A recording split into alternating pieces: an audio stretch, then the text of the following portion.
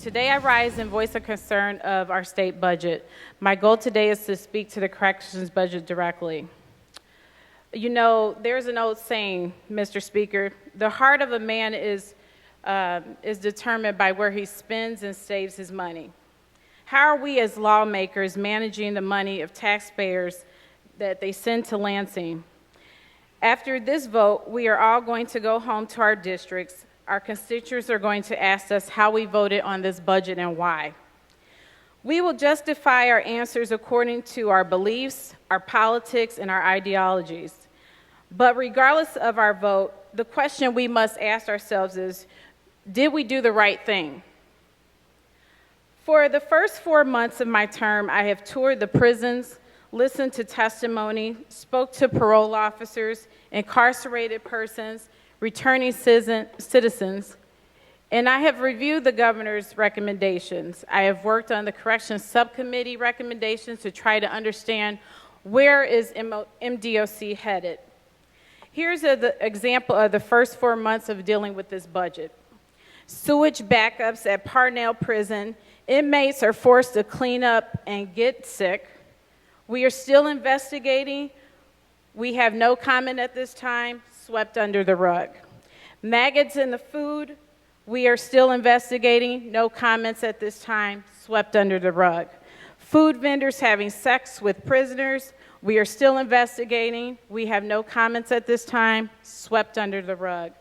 A prisoner dies from a drug overdose caused by drugs that have no reason being in the prison in the first place. We are still investigating. We have no comments at this time, swept under the rug. A mentally ill woman hangs herself while corrections officers laugh, take a bets on her, and guessing how long she's going to live.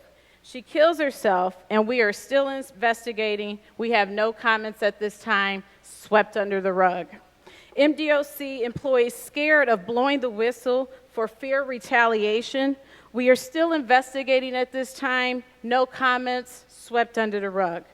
Corrections officers suing the state with claims of being overworked and forced to work mandatory overtime, understaffing, and numerous other concerns. We are still investigating. No comments at this time, swept under the rug. Pending lawsuits against the department alleged for sexual abuse of children in prisons. We are still investigating at this time. No comments, swept under the rug. Food service contracts with Trinity Service Group. In the boilerplate report from the corrections budget, the Michigan Department of Corrections fined Trinity nearly $2.5 million in penalties for failing to meet their performance standards. But yet, we are rewarding vendors with the biggest contract and $4 million additional public dollars. But yet, another key issue that we're having with this budget is deleting the boilerplate language, section 405, which requires MDOC to report the legislative progress made on substance abuse, testing, and treatment programs.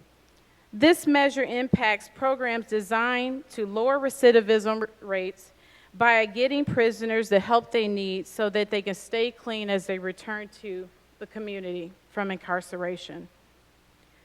We're cutting this program during the opioid crisis, really? In a time of touring prisoners' facilities, I have seen the faces of many men and women who are opioid epidemics.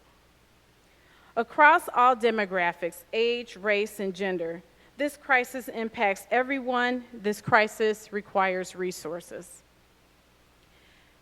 How can you all go back to your districts and say that you cut programs that provide treatment services to people affected by the opioid epidemic? Lastly, I express my concern with the deletion of boilerplate section 806. This boilerplate language requires MDOC to expand its mental health treatment and sex offender treatment programs. In expanding this programming, we will tackle increased caseloads and reduce the number of prisoners on the waiting list as they are past their ERD dates, their early release dates. How can we delete this? As we de-invest in the mental health services across the state, of those mentally ill people who we have seen in traditional hospitals, typically in psychiatric facilities, have found themselves in our prisons. And as to me, the corrections, as I was on this corrections subcommittee roughly, we learned that 22% of all of the prison population has been diagnosed with mental illness. Where's our humanity? Mr. Speaker, I cannot in good conscience vote in favor of this budget in its current form. Reward bad actors and take from most of the vulnerable of us. That rejects resources for addicts and neglect. This is not the values in my district. I appreciate your time and opportunity to afford me to speak on this matter before you. I must urge you and my colleagues to vote no on this budget. Thank you.